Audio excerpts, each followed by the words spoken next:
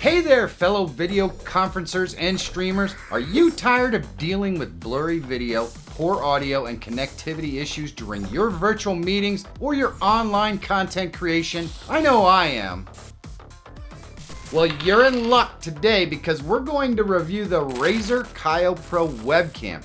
And I'm gonna give you the lowdown on whether this thing is worth your hard-earned money or not. But before we dive into the details, let's talk about some of the common complaints that many webcam users encounter. You know what I'm talking about. We've all been there, right? Blurry video quality that makes it look like you're in a 90s video game. Low light performance that leaves you in the dark. Audio that sounds like you're speaking through a tin can, and don't even get me started about the headaches of dealing with finicky software and compatibility issues. Well, I've been putting the Razer Kiyo Pro Webcam to the test, and I'm here to tell you whether it lives up to the hype or falls short of expectations. So let's dive in and see if this webcam is a winner or a dud. But first, be sure to smash that subscribe button and hit that notification bell so you don't miss any of my future content, and poke the thumbs up button for the algorithm. All right, let's get to it.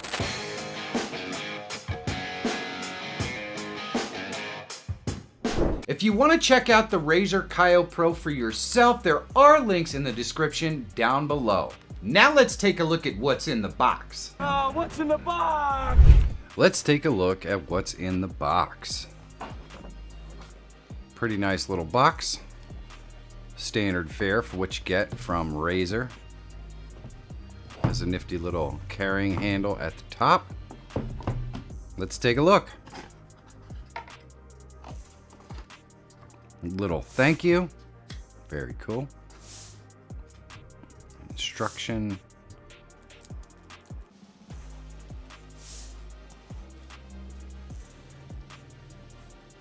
Set of readable instructions, which is kind of nice.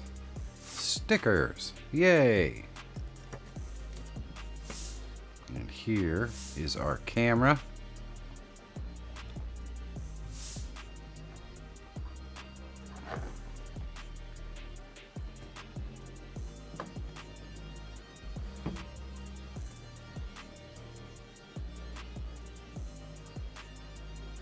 Tripod mount here. Also here.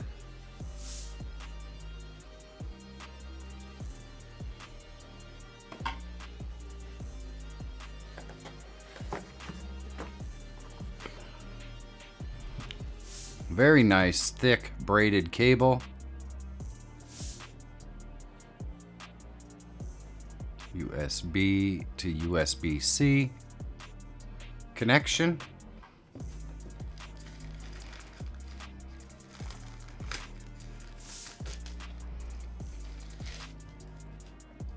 Very nice little privacy lens. Goes right over the top there.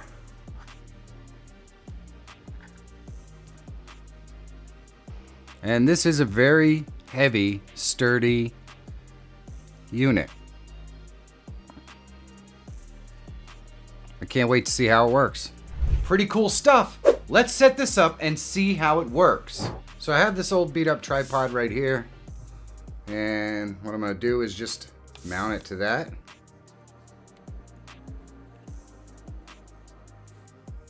Now this cable is very, very sturdy, but I wouldn't ever accuse it of being terribly long. So we're going to download Razer Synapse so that we can take a look at how this works on their software. All right, so we have our devices right here. You can just click on it, and there we go. That looks pretty bad, but that's because we have this stuff on it, and boom, there we go. So we've got 3 fields of view down here. We've got narrow, medium, and wide. We'll go with narrow. You can use HDR right here, and you can turn off autofocus, which is nice. So I can have it focus on me directly. There we go. But it'll add a little blur in the background. So we have some different image variables here. Warm, cool. You can set up custom, all that kind of stuff. Brightness, contrast, saturation, and white balance. So you can set up different profiles as well. None of this you'll probably ever actually play around with, because why? It doesn't make any sense. You're just going to add this to your OBS, and of course we want to see how it actually sounds as well. So let's go ahead and close out of that, and we'll open up some OBS. And of course you can see my main camera right there, and this is the webcam. So let's see how we can set this up. And we're going to go to video capture device. And call this our Razer. And click OK. And all we have to do is find our Razer camera in here. And there it is. And we can customize our resolution right in here. 1920, 7, you know, all these sorts of resolutions. We're going to go with 1920 by 1080. We can go up here and configure video, and this gives us access to all this stuff, so we can make it brighter or darker. We can go into camera control and turn off the autofocus and the exposure, so we can darken it up a little bit if we want. We can also go and focus it however we want. And there we go. Click apply and OK. And we can use a custom audio device. I just want to make sure that we're getting audio from the microphone on this webcam. There we go. So if we move our Razer down, and so now we have the two cameras.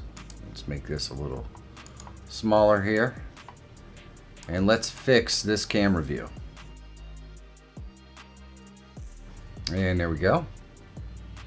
Not too bad. Now, needless to say, when you zoom it in this much, you lose some resolution. But it is the nature of the way that I have my studio set up. So let's go ahead and transform. We're going to reset this, and then we'll go into configure video, and we'll try to use this zoom. And there we go. And that looks pretty good. It's actually not a bad looking webcam, all things considered, especially with all the adjustments that you can do. Now, as you can see, we've got a little bit of a thingy going on here. So let's go and see if we can't change up how that's working. So we're going to go into configure device again. And what we're going to do is we're going to go into the video processing, and we're going to change it from 60 Hertz to 50 Hertz. Apply that, and you can see now it's just moving faster and slower. So it's really a problem with these lights. It's not a problem with the camera.